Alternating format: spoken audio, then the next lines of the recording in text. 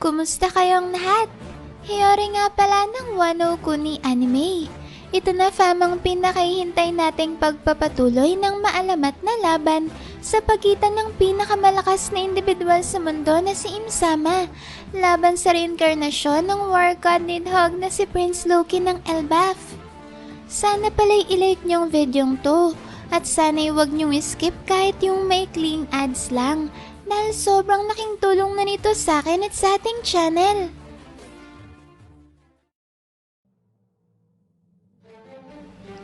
Pagkatapos nga fam, nasaluhin ni Im-sama ang buong persa ng Ragna Izuchi o Iron Thunder One Hammer ni Prince Loki na siya ring atake na tumapos kay King Harald ay saka naman siya pinakawalan ng Nidhogg form ng Accursed Prince ng lightning breath attack nito na Thorheim. Subalit sa kabila nga fam ng magkakasunod na finishing attacks na yan ni Prince Loki ay patuloy pa rin niyang nararamdaman ang presensya ng kanyang kalaban na siya namang senyales na hindi pa rin niya nagagawang mapabagsak ng tuluyan ang hari ng buong mundo na si Saint Nero na Imu. Dito nga fam ay nasabi ni Prince Loki na alam niya raw na hindi pa tapos ang kanilang laban, subalit dahil nga sa laki ng kanyang Black Dragon form na Nidhogg ay hindi raw madali para sa kanya na sundan ang bawat kilos at aksyon ni Im-sama. Habang sinasabi naman niya ng Accursed Prince ay kapansin-pansin na hinahabol na niya ang kanyang paghinga na nagpapakita ang nagsisimula na siyang mapagod. Lalo na nga fam at hindi basta-basta simpleng mga atake lang ang pinapakawalan ni Prince Loki. Kagaya na lang ng nabanggit natin kanina na Ragna Izuchi na isang napakalakas na finishing move na minsan na rin niyang ginamit para tapusin ang kanyang sariling ama na siyang pinakamalakas na Holy Knight ni Im-sama. Ang diferensya lang fam sa laban ni Prince Loki kay King Harald kumpara sa laban niya ngayon kay Im-sama ay nagawa niyang talunin si King Harald sa pamamagitan ng isang Ragna Izuchi lang. Samantalang si Im-sama naman ngayon ay maraming beses na niyang ginamitan ng parehong atake. Subalit isang beses niya palang ito natatamaan na kagad niya rin namang sinundan ng pagpapakawala ng Thorheim. Subalit sa kabila nga nun fam ay nanatili pa rin nakatayo si Im-sama. At tila ba hindi man lang siya naapektuhan ng malalakas na mga atake ni Prince Loki. Malalaman naman natin sa sumunod na panel na sa wakas nga ay nagtagumpay na si Prince Loki na mabigyan ng pinsala si Im-sama. At sa unang ang pagkakataon ay makikita natin ngayon ang mukha ni Imu na nagkaroon na ng bahagyang galos at kaunting bahid ng dugo mula sa tinanggap niyang magkasunod na signature attacks ni Prince Loki. Habang nananatili namang nakadikit ang katawan ni Im-sama sa Treasure Tree Adam, ay nakangiti niyang sinabi na hindi raw siya makapaniwala na magkikita pa pala ulit sila ni Nidhogg sa mundong to makalipas ang napakahabang panahon. Pagkatapos naman ng maikling pahayag na yan ni Im-sama ay sa kanya sinabi ang isang napaka-interesanteng bagay kung saan tinawag niya na isang traitor si Nidhogg. Talagang nakakagulat ang revelasyong yan ni Im-sama fam. Lalo na nga't una nang nireveal sa atin ni Oda ang tungkol sa naging laban sa pagitan ni na War God Nidhogg at Sun God Nika. Ayon kasi sa kasaysayan ng Elbaf ay hinarap ng unang War God Nidhogg ang orihinal na Sun God Nika sa isang matinding laban. Kaya naman nakakapagtaka talaga na tinuturing ni Im-sama si Nidhogg bilang isang traitor. So kung ganun nga fam, ay ano kaya talaga ang totoong nangyari sa pagitan ng tatlong maalamat na karakter na ito na sina Im-sama, Joy-Boy at Nidhogg? At bakit kaya tinawag ni Im-sama na isang traitor si Nidhogg? Gayong ang nasasaad naman sa history ng Elbaf ay sina War God Nidhogg at Sun God Nika ang siyang nagharap sa isang laban at hindi sina Nidhogg at Im-sama. Sa pagpapatuloy naman ng chapter fam ay makikita na natin ngayon si Im-sama na umalis mula sa kanyang pagkakabaon sa Treasure Tree Adam habang ang dambuhalang Nidhogg form naman ni Prince Loki ay aktong papasugod na sa kanya. Kapansin-pansin sa eksenang to fam na mukhang hindi lang pala si Prince Loki ang nagsisimula ng mapagod sa matinding labang to dahil kahit nga si Im-sama ay tila ba umuubo at hinihingal na. Kung matatandaan kasi natin may ganito rin ang unang ginawa ni Imsama pagkatapos niyang mag-teleport papunta sa Elbaf. At pagkadating nga ni Imu sa loob ng Oris Castle ay bigla na lang siyang napaluhod sa lupa at nagsimulang umubo ng dugo. Sa sumunod na panel naman may saka napansin ni Imsama ang biglang pag-ulan ng nyebe sa Sunrealm.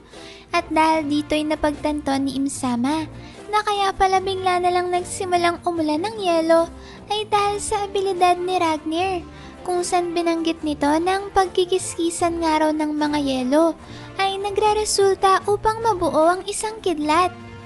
Ang realisasyon naman na yan ni Imsama ay naging dahilan upang purihin niya ang magandang teamwork sa pagitan ni na Prince Loki at Ragnir.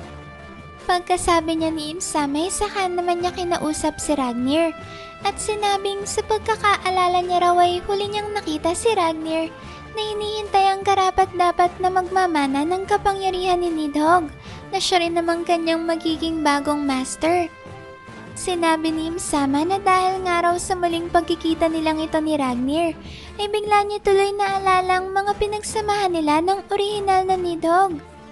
Pagkasabi naman niya ni Imsama ay galit namang sumagot si Ragnir. Subalit dahil nga sa isa siyang squirrel ay hindi natin maintindihan kung ano nga ba talaga ang kanyang sinasabi. Kasabay naman yan yung opisyal na pagpapakilala kay Ragnir sa chapter bilang maalamat na hammer ng War God na nagtataglay ng mythical squirrel fruit model Ratatoskr o Ice Squirrel. Pagkatapos yan may tila ba si Prince Loki naman ang sunod na kinausap ni Ragnir. At base naman nga sa naging sagot ng Accursed Prince ay mukhang sinabihan siya ni Ragnir na atakihin na nila si Imsama. Kagad namang sinang-ayunan ni Prince Loki ang inisyatibong ito ni Ragnir at sinabing aatakihin na nga raw nila si Imu. At pagkasabi niya ng Accursed Prince ay muli naman siyang nag-ipon ng enerhiya sa bibig ng kanyang Nidhogg form bilang paghahanda sa pagpapakawala ng isa na namang matinding lightning breath attack na Thorheim. Makikita naman natin sa sumunod na panel na hindi pala Thorheim ang pinakawalang atake ni Prince Loki, kundi isang bagong elemental-based attack na tinawag niyang Ragna 5 Arrows. Sa ataking to may nagsamang lightning element na kapangyarihan ng Nidhogg form ng Accursed Prince at ang ice element na abilidad ni Ragnir.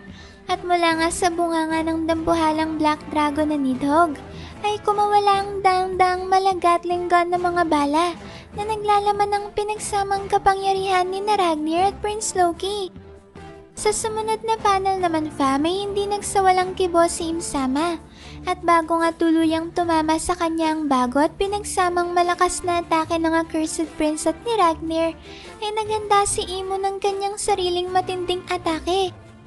Dito may makikita natin si Imsama na pinalipad sa ibabaw ng kanyang ulo ang Ring of Black Flames na dating nakalutang sa kanyang likuran. Sa teknik na ito ay mas pinalaki pa ni Imsama ang nasabing Ring of Black Flames at mula dito ay nagpalabas siya ng mga bola ng itim na apoy na may demonyong muka katulad ng kanyang mga naging atake sa mga nakaraang chapter. Dito may tinawag ni Imsama na si Metal Nova Eclipse ang bagong atake na kanyang ginamit na pangtapat sa combined attack ni na Prince Loki at Ragnir. Masasaksihan naman natin dito na mukhang nagtagumpay na naman si Imsama na ma-counter ang malakas na atake ng Accursed Prince. Makikita kasi natin ngayon ang mga bola ng itim na apoy na madali lang naharang ang malagatling gun na atake ni na Prince Loki at Ragnir. At mula nga sa pagsasalpukan ng dalawang matitinding ataking yan, ay makikita natin ang malalakas na pagsabog sa gitna ng himpapawid kung saan sila ngayon naglalaban. Sa kabila naman ng halos tabla na banggaan na yan ng kanilang mga teknik, ay makikita natin ulit ang parehong panig ni na Prince Loki at Imsama na kapwa naghahanda na naman sa magkakasunod na pagpapakawala ng kani-kanyang mga malalakas na mga atake. Kaya naman dahil dyan may makikita natin ang matitinding mga pagsabog sa gitna ng Sunrealm na mismong lokasyon kung saan naglalaban ng Accursed Prince at si Imsama. Kahit nga mula sa malayo'y matatanaw at mararamdaman ang tindi ng nagaganap na laban At hindi nga lang malalakas na mga pagsabog, kundi maging ang pagsasalpukan ng mga advanced conquerors haki ni Im-sama at Prince Loki ay makikita rin natin sa buong kalaparan ng Sunrealm ng Elbaf. Pagkatapos niyan may lumipat ng chapter sa grupo ng Vega pang clone na si Lilith at miyembro ng Worst Generation na si Bonnie. Dito may makikita natin si Bonnie na pinapanood mula sa malayong nagaganap na matinding laban sa pagitan ni Im-sama at Prince Loki. Sa lupit nga ng bakbakan ay nasabi ni Bonnie na sobrang nakakatakot raw ang dalawang individual na yon na kanina pa naglalaban. Habang nanonood naman si Bonnie, sinubukan siyang pabalikin ni Lilith na sinasabing responsibilidad na raw niya ngayon na alagaan si Bonnie, kaya wag na wag raw nitong ilagay ang kanyang sarili sa panganib. Sumagot naman si Bonnie at sinabing kahit raw siya mismo hindi gugustuhing madamay sa labang yon, lalo na't sobrang lakas raw ng mga naglalaban. Napatanong naman si Lilith kung sino raw kaya ang malakas na individual na yon na kalaban ngayon ng Accursed Prince. Dagdag pa dito ni Lilith ay malinaw naman raw na higit na mas nakatatas ang individual na yon kumpara sa mga nauna na nilang nakaharap na mga miyembro ng Holy Knights. Subalit kung ganun nga bakit hindi raw kamukha ng individual na yon ng kahit sino sa mga 5 elders? Dahil dyan ay nasabi na lang ni Lilith na hindi na nga raw siguro nakakapagtaka na magkaroon ng isang misteryosong karakter sa loob ng world government, lalo na't 800 taon nang tinagal ng organisasyong to. Habang sinusubukan naman ni Lilith na kilalanin ng malakas na kalaban ni Prince Loki, ay mapapansin natin na kasama na pala nila ngayon si Sanji, na ngayon nakahiga sa sahig at nilalapatan ng paunang lunas ni Lilith. Mula naman sa kanyang pagkakahiga ay bigla-bigla na lang bumangon si Sanji at tila ba gusto na agad niyang bumalik sa pakikipaglaban. Kagad naman siyang pinigilan ni Bonnie na tinatanong kung ano raw bang ginagawa ni Sanji, gayong napakatinding araw ng mga sugat sa kanyang katawan. Sumagot naman si Sanji at sinabing hindi naman raw siya maaaring magpahinga at basta nalang humiga habang walang habas na inaatake ng kanilang kalaban ng Elbaf. Pagkasabi niya ni Sanji, sandali namang nagbalik sa kanyang alaalang naging pag-uusap nila ni Saint Killingham pagkatapos niyang tanggapin ang nag-aapoy na sipa ni Im-sama. Sinabi dito ni Saint Killingham na mukhang hindi na raw niya kailangan pang labanan si Sanji dahil sa nakakaawang kalagayan nito ngayon. Pero gayon pa man nga hindi pa rin daw niya maiwasang mamangha dahil humihinga pa rin si Sanji kahit na tumanggap ito ng malakas na atake mula kay Im-sama. Pagkasabi niya ni Saint Killingham ay kagad na nga siyang umalis at iniwang nakahandusay sa lupa si Sanji. Subalit bago nga tuluyang makaalis ang Holy Knight, ay bigla na lang nagsalita si Sanji upang tanungin siya. Dito ay tinanong ni Sanji kung saan raw balak pumunta ni Saint Killingham ngayon. Sumagot naman si Saint Killingham at sinabing saan pa raw ba siya pupunta? Di babalik para isagawa ang kanyang misyon at kumpletuhin ito. Napatanong pa nga si Saint Killingham kung hindi raw ba nararamdaman ngayon ni Sanji ang nag-uumapaw na lakas na binigay sa kanya ni Im-sama. Pagkasabi niya ni Saint Killingham ay saka na siya tuluyang tumalo ng mataas at lumipad sa himpapawid papunta sa kanyang misyon.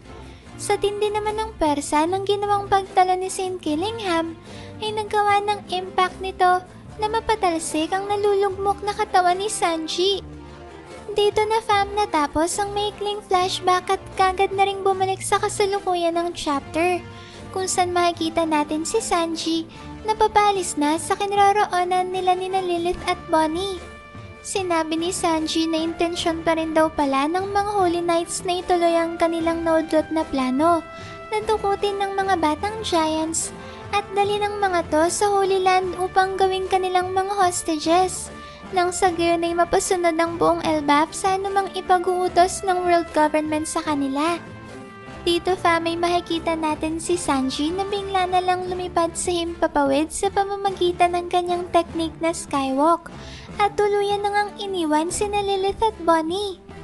Habang papalis naman nga si Sanji, ay sinabi niya sa dalawa na hindi niya raw maaaring hayaan na basta na lang mabaliwala ang lahat ng kanilang mga pinaghirapan para maprotektahan ng Elbaf sa kanilang mga kalaban. Lalo na raw at ang Elbaf ang matagal nang pinapangarap na mapuntahan ni na Luffy at Usopp. Kaya gagawin niya raw ang lahat ng kanyang makakaya para mapanatiling ligtas ang kaharian ng Warland. At syempre higit nga sa lahat, ang Elbaf raw ang tahanan ng magagandang mga dalagang giants. Kaya naman hindi niya ito pwede basta-basta na lang pabayaan. Pagkatapos naman fam ng makulit na eksenang yan, ay lumipat na ang chapter sa Owl Library, kung saan makikita natin ang grupo ni na Nico, Robin at Jaguar Diesel. Dito fam ay nadiskubre ni na Robin na ang isa pala sa mga pintuan sa likod ng silid aklatan ay nakakonekta sa isang lihim na lagusan na nagdurugtong sa isang tunnel na nasa ilalim ng lupa. Malalaman naman natin sa sumunod na panel na ang dulo pala ng underground tunnel na ito na nakakonekta sa Owl Library ay isa palang sikretong silid. Isang lihim na silid kung saan natagpuan ni na Robin at Sol ang chief librarian na si Biblo, kasamang lahat ng mga nawawalang aklat na nasa loob ng Owl Library. Dito fam ay napagtanto ni na Robin na dinala pala ni Biblo ang lahat ng mga aklat sa lihim na silid upang iligtas ang mga ito mula sa natutupok na Owl Library na pinasunog ng mga Holy Knight sa kasagsagan ng pag-atake ng mga ito sa Elbaf. Dahil dyan fam ay labis na nagpasalamat si Robin kay Biblo dahil ang buong akala niya ay naging abo na ang lahat ng mga research na pinag-alayan ng mga archaeologist ng Ohara ng kanilang buhay. Sumagot naman si Sol at sinabing lubos rin daw siyang nagagalak sa ginawang kabayanihan na ito ni Biblo. Sinabi nito na isa raw talagang napakalaking misteryo nitong si Biblo dahil hanggang ngayon ay nababalot pa rin ito ng hiwaga, lalong-lalo na ang mga nakakamanghang bagay na kanyang nagagawa. Pagkatapos yan fam ay lumipat naman ng chapter sa Sea Cloud Port na matatagpuan sa dulong bahagi ng Western Village. At kasabay niyan fam ay pinakita rin sa atin sa chapter na to ang isang maliit na mapa na nagpapakita ng lokasyon ng iba't ibang lugar sa paligid ng Western Village, kagaya ng Tree Canopy, Oris Castle, at Rainbow Port Entrance. Sa dulo naman ng eksenang yan ay mapapansin natin ang biglang paglitaw ng isang dambuhalang barko ng mga giants sa gitna ng himpapawid. Hindi naman nagtagal fam at tuluyan nang naglanding ang barko sa ibabaw ng sea clouds. At sa parehong eksena ay malalaman natin na si Saint Summers pa lang siyang nagdala ng dambuhalang barko sa lugar na to. Dito ay kagad na tinawagan ni Saint Summers si Saint Killingham sa pamamagitan ng isang Denden Mushi. At habang kausap na nga ni Saint Summers ang kanyang kapwa Holy Knight, ay pinakilala niya ang kanyang sarili bilang Super Summers. Sinabi dito ni Saint Summers na nakakita na raw siya ng isang giant ship na maaari nilang magamit. Kaya naman dali na raw kagad ni Saint Killingham ang mga batang giants sa baybayin ng Western Village. Nang sa gayon ay madala na nilang mga ito babalik sa Marijua.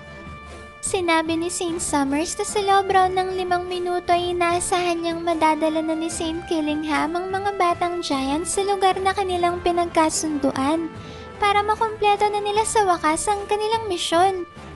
Pagkatapos naman yan fam ay lumipat na ang chapter sa mga kabahayan sa mismong sentro ng Western Village. Mula naman sa kanilang mga tahanan ay natatanaw ng mga residenteng giants ang malalakas na pagsabog na nagmumula sa labanan sa pagitan ni na Prince Loki at Im-sama na nagaganap sa malawak na kagubatan ng Sunrealm. Dito fam ay makikita naman natin na nandito rin pala ngayon si Chopper dahil kasalukuyan nga niyang ginagamot ang mga naputol na daliri ng manggagamot ng crew ni Hyrule na si Gerd. Sinabi ni Chopper na mabuti na lang raw at malinis ang pagkakahati ng mga daliri ni Gerd, kaya nagawa niya pa itong maikabit ulit sa kanyang mga kamay. Subalit gayon pa man nga raw ay nangangailangan pa rin ng ilang buwan bago tuluyang gumaling ang mga sugat na ito ni Gerd. Nagpasalamat naman si Gerd kay Chopper dahil sa panggagamot nito sa kanya. Sinabi ni Gerd na pakiramdam niya raw ngayon ay wala siyang kwenta dahil dapat sana'y tinutulungan niya si Chopper na manggamot sa mga sugatan nilang mga kasamahan dahil isa rin siyang doktor katulad nito. Seryoso namang sumagot si Chopper at sinabing wala namang kasalanan si Gerd sa mga nangyari, kaya wag raw nitong sisihin ang kanyang sarili. Sa sumunod na panel naman may masayang nagpasalamat ang mga batang Giants kay Chopper dahil ginamot nito ang kanilang mga magulang na nasugatan ng matutulis na mga tinik ni Saint Summers. Sumagot naman si Chopper at sinabing paunang lunas lang raw ang kanyang ginawa. Subalit sa oras na matapos ng mga kaguluhan sa Elbaf, ay titiyakin niyang mas magagamot niya pa ng maayos ang lahat ng mga nasugatan sa laban. Pagkasabi niya ni Chopper ay sinubukan naman ni Rodo na ipresenta ang kanyang sariling kamay upang ipangpalit sa mga naputol na daliri ni Gerd. Seryoso namang tumanggi si Gerd sa alok na ito ni Rodo, habang si Rodo naman ay tinuring na isang papuri ang tila mapagsusungit sa kanya ni Gerd. Pagkatapos yan may totohanan namang pinuri ni Gerd si Rodo at sinabing nag-iba raw ang tingin niya kay Rodo. Mula nung nakita niya ito na sinakripisyo ang kanyang sariling buhay, may ligtas lamang ang kanyang nakababatang kapatid na si Bjorn. Pagkasabi naman niya ni Gerd may halos mawala na sa katinoan si Rodo, na para bang isa lang panaginip ang kanyang narinig na magagandang salitang binitawan ni Gerd sa kanya.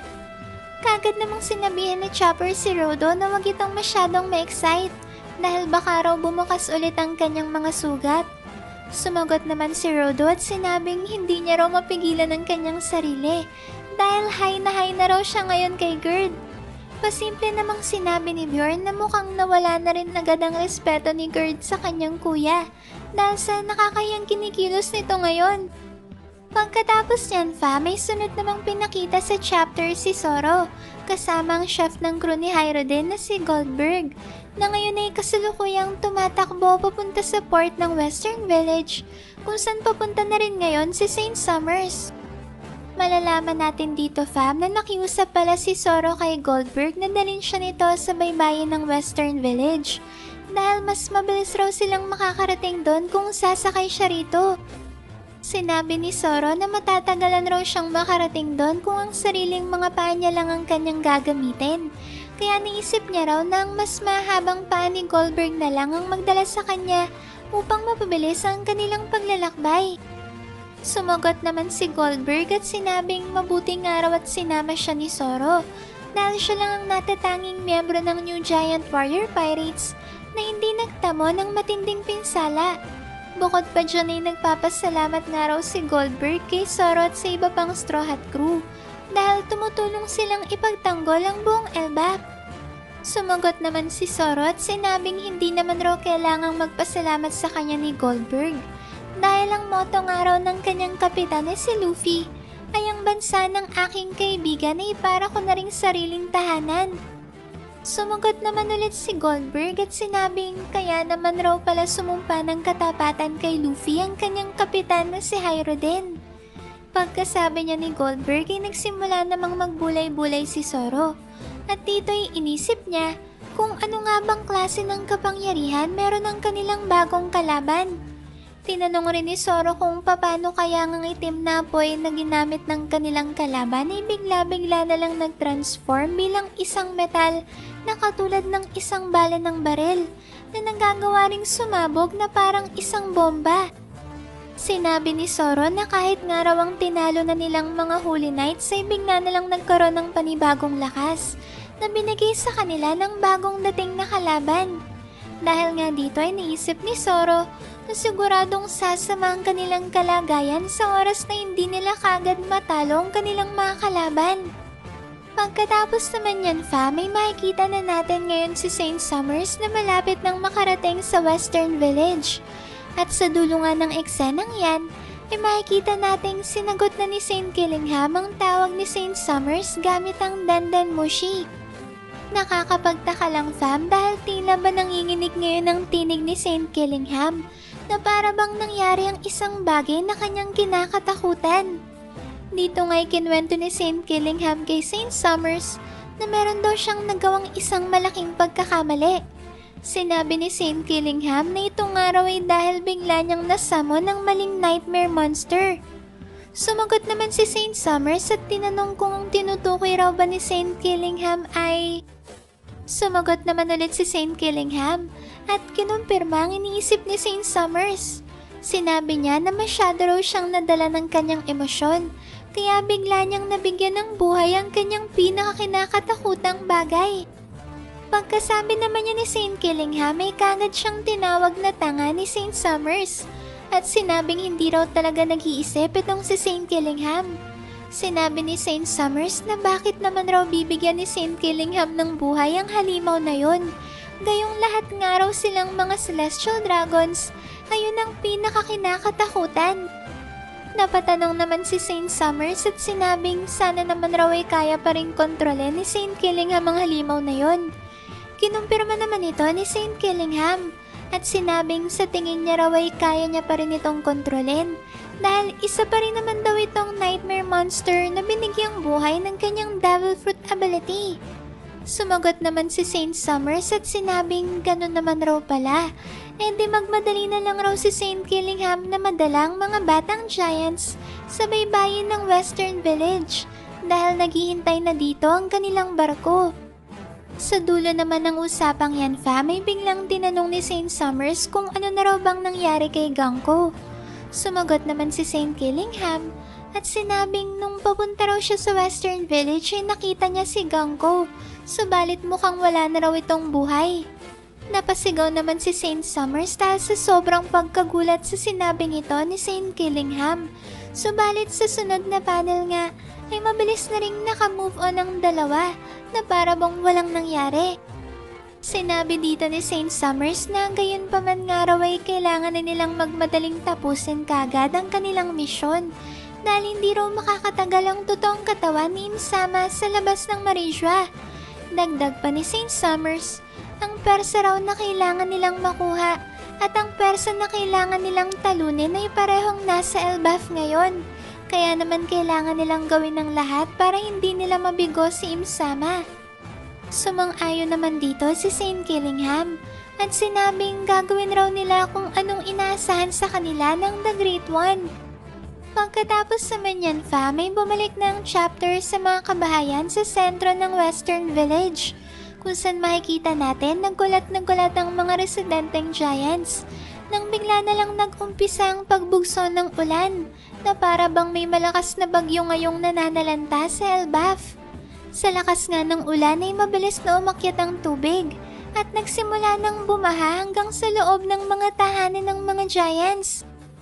Dahil naman nga, fam, sa mabilis na pagtaas ng tubig, ay kagad na pinalabas ng mga giants ang mga sugatan at ang mga bata na nasa loob ng mga bahay, nang sa gayon ay hindi sila malunod sa baha. Sa dulo naman ng eksenang yan ay makikita natin si Saint Killingham na tila ba may kung sinong inuutusan para tukutin ang mga batang giants. At hindi nga nagtagal, fam, ay makikita na natin ang mga batang giants na magkakasabay na kinuha ng isang dambuhalang kamay. Ang ilan nga sa mga unang nahuli ang anak ni Scupper Gaba na si Colon at ang apo sa tuhod ni Elder Jarol na si Ilva.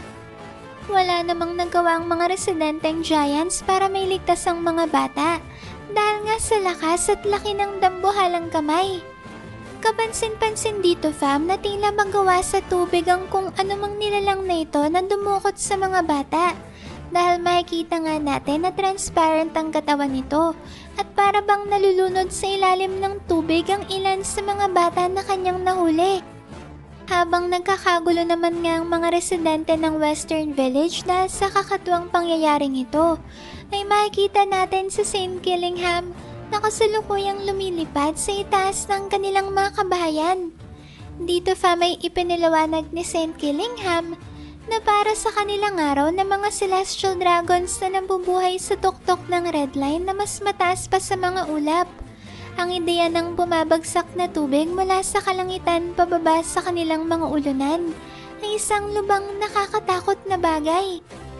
Maliban nga raw kay Nika at sa lahi ng D, ay may isa pang pinakakinakatakutang nilalang ang lahat ng mga celestial dragons. At ang nilalang na ito ay isang halimaw na nagpapabagsak ng tubig sa mga ulunan ng mga naninirahan sa mababang mundo. Pinaniniwala ang lumalabas ito kasabay ng ritmo ng sayaw ng ulan. At ang halimaw ngang ito na siyang pinakakinakatakutan ng mga celestial dragons ay walang iba kundi ang rain god na si Sasa.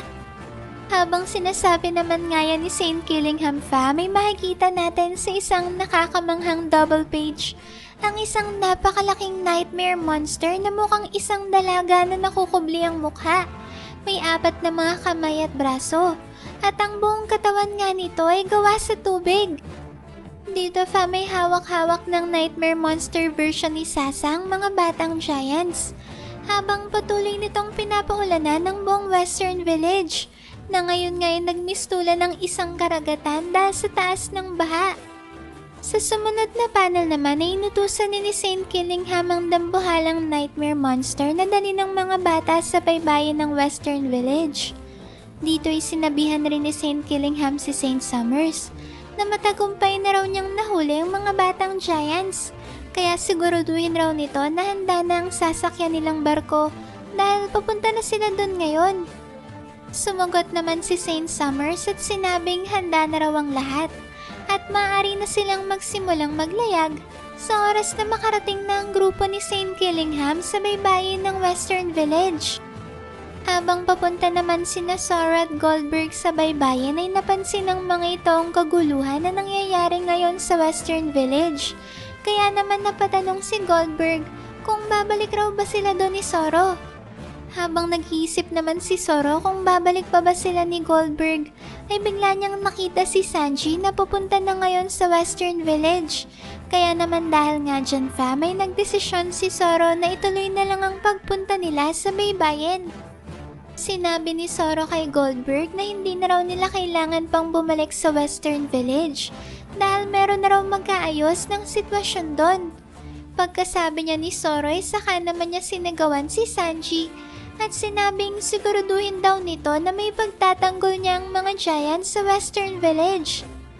Sumigaw naman pabalik si Sanji at sinabihan si Zoro na siguraduhin din raw nito na matatalo niya ang kanyang kalaban.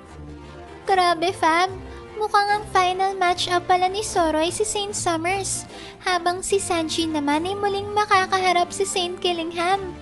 Pero paano naman kaya lalabanan ni Sanji si Saint Killingham, gayong isang babae ang sinama nito ngayon na kanyang pinakamalakas na nightmare monster? Kaya na kayang humarap ni Sanji sa isang babaeng kalaban? Basta't hindi ito isang totoong tao at isa lamang itong halimaw? At syempre fam, ang pinakamatinding pasabog nga sa chapter na to ay ang pagpapakilala sa atin ni Oda ng isa na naman sa mga ancient gods ng mundo ng One Piece. Una nga ay si Sun God Nika na pinakilala ni Oda sa Wano Arc.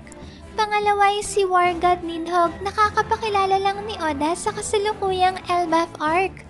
At sa chapter na to naman ay nireveal sa atin ni Oda si Rain God Sasa. Kaya kung sa panahon ngang ito fa, may si Luffy ang tumatayong Sun God Nika. At si Prince Loki naman ang nagre-representa kay War God Nidhogg. Sino naman kaya ang kumakatawan at bagong Rain God Sasa sa kasalukuyan? Alam nyo fam, maraming One Piece fans ngayon ang kumbinsido na si Monkey D. Dragon ang siyang kumakatawan sa panahong ito kay Rain God Sasa. Ito fa may dahil naniniwalang malaking bahagi ng One Piece community sa buong mundo na tinataglay nga raw ngayon ni Dragon ng mythical Zoan na Hito-Hito no Mi Model Sasa o Human Fruit Model Rain God Sasa. Dahil yan fam sa pinaniniwalaang foreshadowing na pinakita ni Oda sa unang introduction ni Dragon sa kwento. Nangyari ito sa chapter 100 kung saan mapapansin natin ang stylized version ng salitang Sasa sa ilalim ni Dragon nung unang beses na lumabas siya sa serye. Ang salitang Sasa din kasi famang Japanese onomatopeia o yung katumbas na tunog ng patak ng ulan kung isasali natin ito bilang isang salita. Madami kasing One Piece fans ang nakapansin na kaparehong-kapareho daw ng introduction ni Dragon ang eksena ngayon ni Rain God Sasa sa chapter, kung saan pareho nating makikita ang stylized version ng salitang Sasa o Japanese onomatopeia ng tunog ng patak ng ulan. At syempre fam, Katulad nga ng unang pagpapakilala ni Oda kay Dragon sa kwento at introduction na rin God Sasa sa serye, ay napakalakas din nga ng buhos ng ulan sa parehong eksena. Yan ang dahilan fam kung bakit hindi talaga natin may tatanggi na malaki nga ang posibilidad na mythical rain god Sasa talaga ang taglay ng mythical Soan Devil Fruit ni Dragon. At kung iisipin nga natin ay maaaring ito rin ang dahilan ni Oda kung bakit hanggang sa huling bahagi ng kwento ay hindi niya pa rin nare-reveal ang totoong kapangyarihan ni Dragon dahil sa magsisilbi nga itong malaking spoiler sa malalim na lore ng history ng mundo ng One Piece.